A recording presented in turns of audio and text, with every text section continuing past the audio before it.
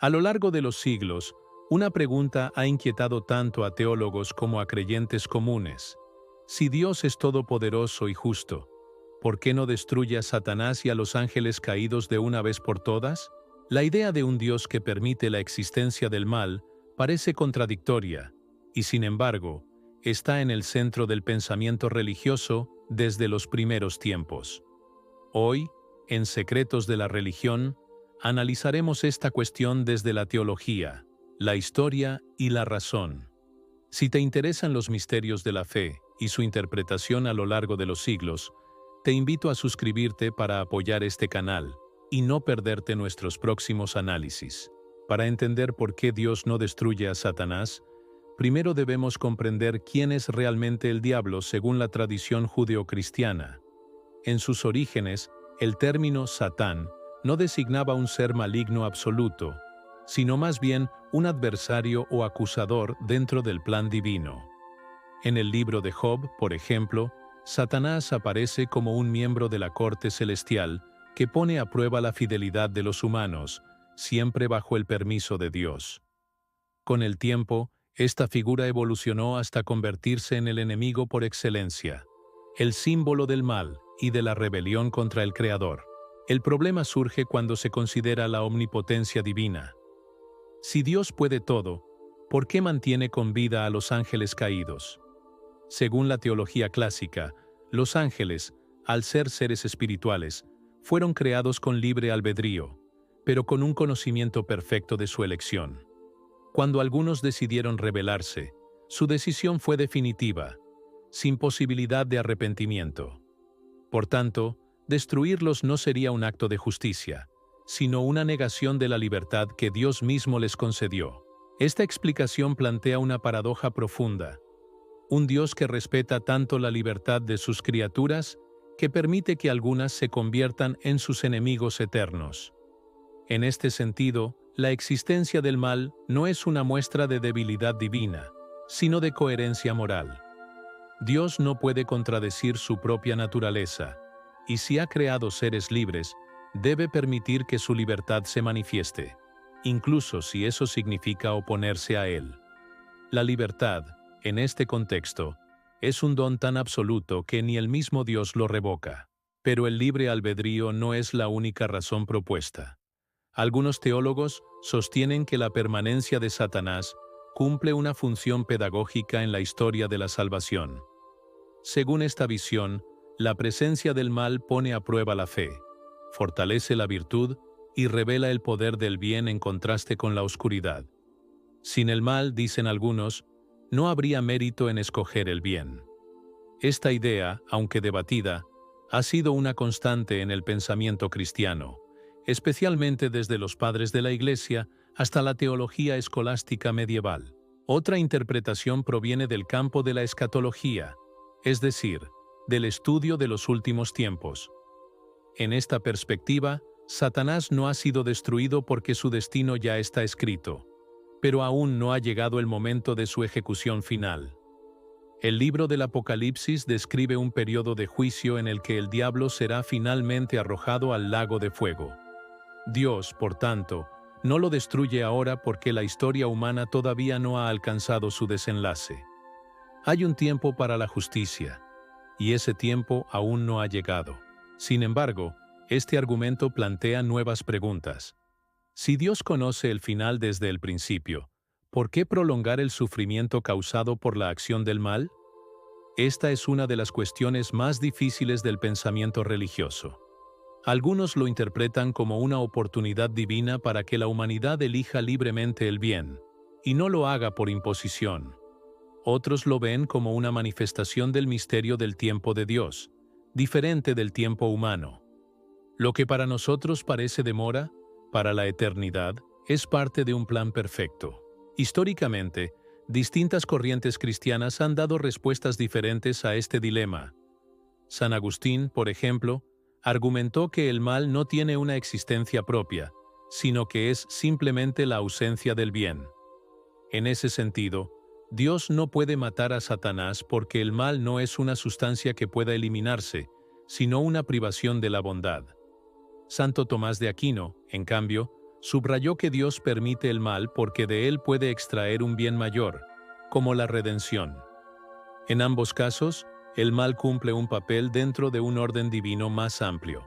En las tradiciones más esotéricas y simbólicas del cristianismo, Satanás representa algo más que una entidad personal. Es el reflejo de la libertad humana mal utilizada. Es el recordatorio constante de que incluso las criaturas más elevadas pueden desviarse de su propósito. Desde esta óptica, eliminar al diablo sería eliminar la posibilidad del error, y con ello, la autenticidad del bien. La existencia de los ángeles caídos sería entonces una advertencia eterna sobre las consecuencias del orgullo y la desobediencia. Si analizamos el relato bíblico del origen del mal, encontramos que la rebelión de los ángeles no fue un simple acto de desobediencia, sino una ruptura ontológica, una separación total entre la criatura y su creador. Lucifer, descrito como el más bello y luminoso de los ángeles, decidió no servir, afirmando su propio poder frente a Dios. Esa decisión, según la tradición, fue irrevocable, no por imposición divina, sino porque un ser que conoce plenamente a Dios y lo rechaza, cierra para sí mismo toda posibilidad de retorno. De ahí que el castigo no sea una aniquilación, sino una existencia perpetua en oposición.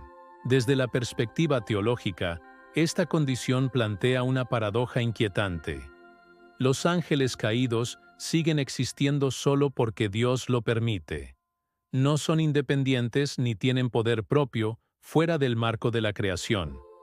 Su existencia misma depende del ser que rechazan. Esto sugiere que su permanencia no es una derrota de Dios, sino una expresión de su soberanía.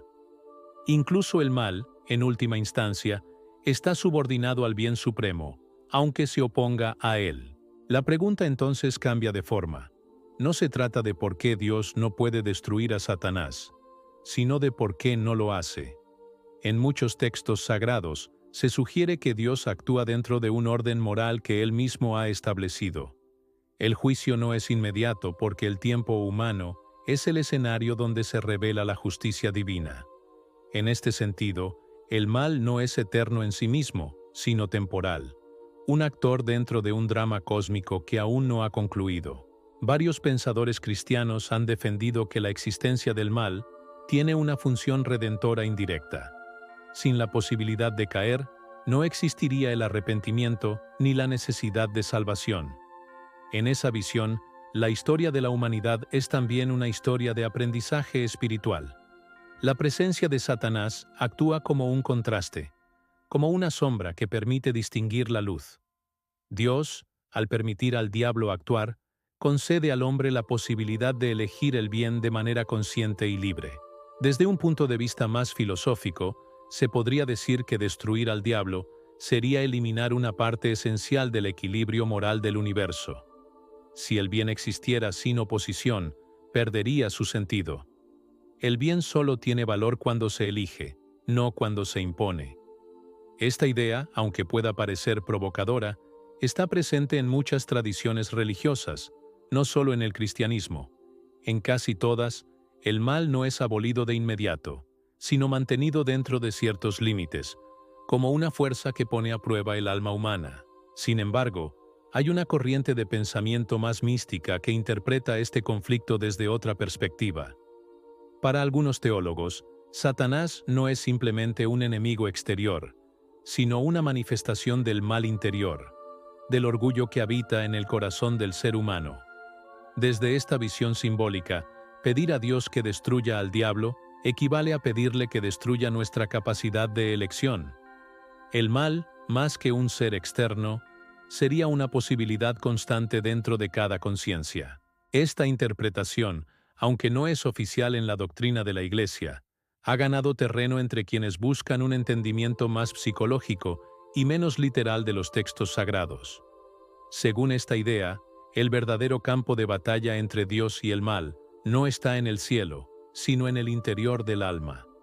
Dios no destruye a Satanás porque el propósito de la creación no es eliminar el mal por la fuerza, sino enseñar a las criaturas a superarlo libremente. A lo largo de la historia, Esta tensión entre justicia y misericordia ha sido motivo de debate constante. En la Edad Media, algunos teólogos como Pedro Lombardo se preguntaban si Dios podría, en teoría, perdonar a los ángeles caídos. La respuesta mayoritaria fue que no, porque su decisión fue definitiva y su conocimiento perfecto. Sin embargo, esta reflexión deja entrever una verdad profunda. Incluso ante la rebelión más absoluta, Dios no responde con aniquilación, sino con separación. El castigo es la distancia de Dios, no la destrucción. En ese sentido, el infierno no sería tanto un lugar físico como un estado de existencia. Un espacio en el que la criatura continúa siendo, pero sin participar del amor que le dio origen. La permanencia de Satanás y sus ángeles, entonces, no es una falla del poder divino, sino una demostración de que la creación, una vez realizada, conserva su autonomía relativa. Dios no borra lo que ha creado, porque hacerlo sería negar la libertad que Él mismo ha establecido como principio universal. La cuestión de por qué Dios no destruye a Satanás ni a los ángeles caídos también puede entenderse desde la perspectiva del tiempo divino. En la teología cristiana, el tiempo de Dios no es lineal como el nuestro. Lo que para los humanos son milenios, para Dios es un solo instante. Desde esta visión, la existencia del mal no es permanente, sino parte de un proceso cósmico que aún no ha concluido. Satanás y sus seguidores siguen actuando, pero su destino final ya está determinado. El mal, aunque parezca triunfar, está condenado a su propia extinción dentro del plan eterno. El libro del Apocalipsis presenta precisamente ese desenlace, una victoria definitiva de Dios sobre las fuerzas oscuras. Pero lo interesante es que, según el texto, Dios no destruye a Satanás de inmediato, sino que permite que actúe durante un tiempo antes del juicio final. Este retraso, interpretado por muchos teólogos, sería una manifestación de la paciencia divina. Dios no se apresura a ejecutar su justicia porque está permitiendo que el bien y el mal se desarrollen plenamente, para que la elección de las criaturas tenga sentido y consecuencias reales. En este marco, la existencia del diablo también tiene una función moral. Representa la resistencia al bien, la tentación constante que revela la fragilidad y la libertad del ser humano. Sin esa resistencia, el crecimiento espiritual sería imposible. Muchos santos y místicos han afirmado que incluso el mal tiene un papel en el plan divino, pues al intentar destruir, termina fortaleciendo a quienes buscan la luz. El mal, paradójicamente, puede convertirse en instrumento del bien cuando obliga a la conciencia a elegir lo correcto. Pero esta interpretación genera un dilema moral difícil de ignorar. Si Dios permite el mal con un propósito, ¿no se convierte, de alguna forma, en responsable de sus efectos? Esta pregunta ha desafiado a los teólogos durante siglos. La respuesta más aceptada es que permitir no es lo mismo que causar. Dios tolera la existencia del mal porque de otro modo no existiría la libertad. Sin libertad, no habría amor verdadero, ni mérito, ni justicia.